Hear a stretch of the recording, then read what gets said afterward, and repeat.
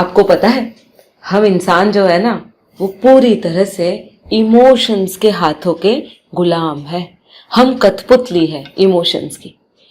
अब ऐसा कैसे?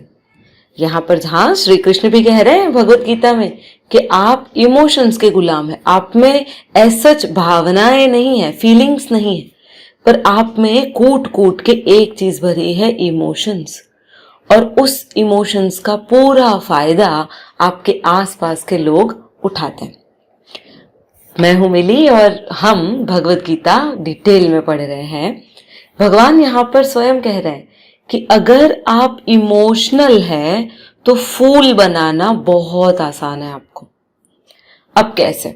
क्या चीज ऐसी है जो हमें इंटेलिजेंट से ज्यादा इमोशनल फूल बनाती है? चलिए देखते हैं। आपने एडवर्टाइज देखी है, जिस एडवर्टाइज में डायमंड रिंग्स वगैरह दिखाते हैं और कहते हैं हीरा है सदा के लिए। तो जो फीमेल पार्ट होता है ना, गर्ल्स जो होती है घर में, उन्हें ऐसा लगता है हाँ हीरा मिल जाने से ही खुशियां आ जाती है। मतलब ये एडवर्टाइजमेंट क्या करती है? आपके इमोशंस के साथ खेलती है। काफी और चीजें भी हैं, मुझे याद नहीं है, 10-12 साल पहले बहुत धाम धूम से कहीं बर्थडे या एनिवर्सरी या ऐसा कुछ सेलिब्रेशन होता था। सीरियसली नहीं होता था, बहुत रेयरली कुछ फैमिली मेंबर्स मिलके जन्मदिन की शुभकामनाएं देते थे, भगवान की पूजा करवाते थे और बस हो गया। मीडिया और टीवी की वजह से क्या हुआ, अब जन्मदिन और एनिवर्सरी इन सब चीजों का कुछ ज्यादा ही हवा क्रिएट हो गया है कि जैसे ये बड़ा खास दिन है हमारे लिए। पर देखिए ऐसा कुछ होता नहीं है। और क्यों नहीं होता है, चलिए आज श्लोक में देखते हैं।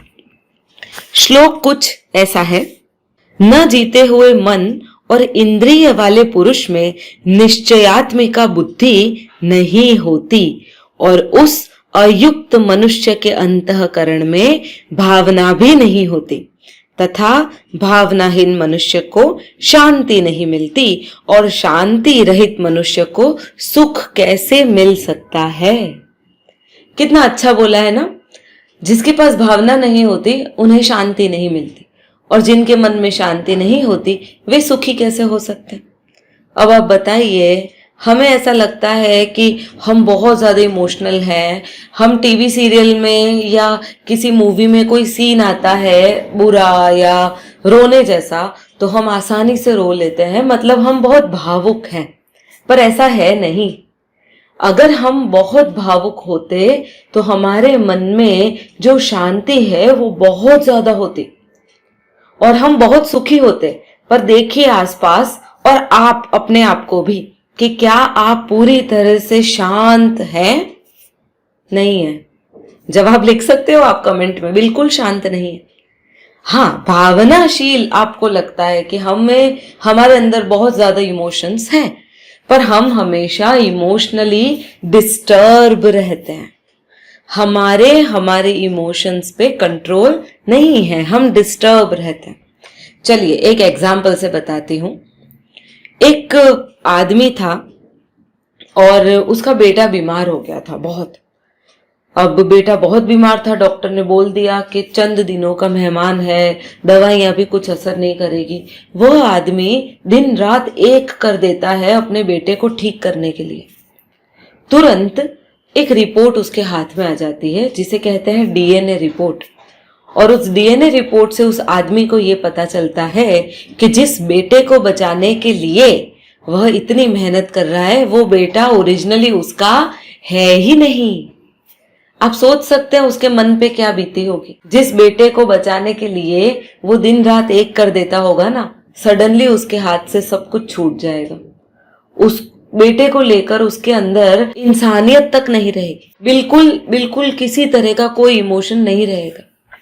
तो हम इसे क्या कहेंगे? वो बहुत भावुक है?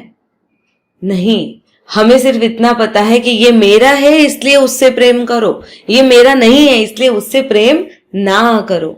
मैं और मेरा, इन चीजों से हम बहुत ज्यादा जुड़े हुए हैं। और भगवान ये कहते हैं अयुक्त व्यक्ति, अयुक्त होना अर्थात अलग होना। अलग होने का अर्थ है खुद से अलग होना। अब इंसान खुद से अलग हो जाएगा मतलब दो हिस्सों में बटेगा, वो तो पॉसिबल नहीं है ना। खुद से अलग कोई भी नहीं होता है, हर कोई एक ही होता है, पर उसे खुद से अलग होने की जो भ्रम है ना, वह भ्रम उसको आजीवन रहता है। उसे ऐसा लगता है कि दोस्तों में घुलने मिलने से उसकी एकलता कम हो जाएगी। उसे ऐसा लगेगा कि जीवन में 2-4 लोगों को एंटर कर लेने से, शादी कर लेने से, बच्चे कर लेने से उसके सुख में वृद्धि होगी, पर ऐसा कुछ नहीं होता है। आखिर में होता यह है कि उसको शांति की चाह में अशांति मिल जाती है, और जो व्यक्ति अशांत होता है ना, उसे सुखी नहीं कहते। हमने आजकल सुख को खुशियों के उसमें तोल रखा है। सुख एक आंतरिक भावना है और खुशी जो आप बाहर से खरीदते हो, सिंपल चीजों को खरीदते हो। हमने सुख को अलग तरह से देखा है। सुख वो नहीं है जिसकी भगवान यहाँ पे बात कर रहे हैं। भगवान तो ये भी कह रहे हैं, जो व्यक्ति खुद को पहचान नहीं पाता है उसमें बुद्धि भी नहीं होती है, पशु समान हो जाता है। आप देखिए, आज आपको छोटी सी बात में गुस्सा दिलाना बहुत आसान होगा। आपका जो रिमोट कंट्रोल है ना, आपने दूसरे के हाथ में दे रखा है। कोई भी आपको ट्रिगर कर सकता है, गुस्सा दिला सकता है, कोई भी आपको टॉर्चर कर सकता है, कोई भी आपको इमोशनली हर्ट कर सकता है। रीजन, आपने खुद का रिमोट उनके हाथ में दे रखा है। और जब आपका अपना रिमोट किसी और के हाथ में है तो आप सुखी नहीं रह सकते। कृष्ण यही समझा रहे हैं कि बेटा, खुद का रिमोट खुद के हाथ में रखो।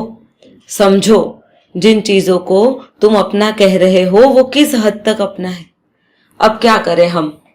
अगर ऐसा सब है तो क्या भावना शून्य हो जाए, हम इमोशनलेस हो जाए, कोई कुछ भी कहे हमें फर्क नहीं पड़ना चाहिए, हम कुछ भी ना करें, हम बैठे रहें? हाँ, ऐसे सवाल आएंगे, बट ऐसा नहीं है। सवाल ये नहीं होने चाहिए कि हम इमोशनलेस हों, क्योंकि आप नहीं हो सकते हो। आप में नेगेटिव इमोशंस हमेशा रहेंगे।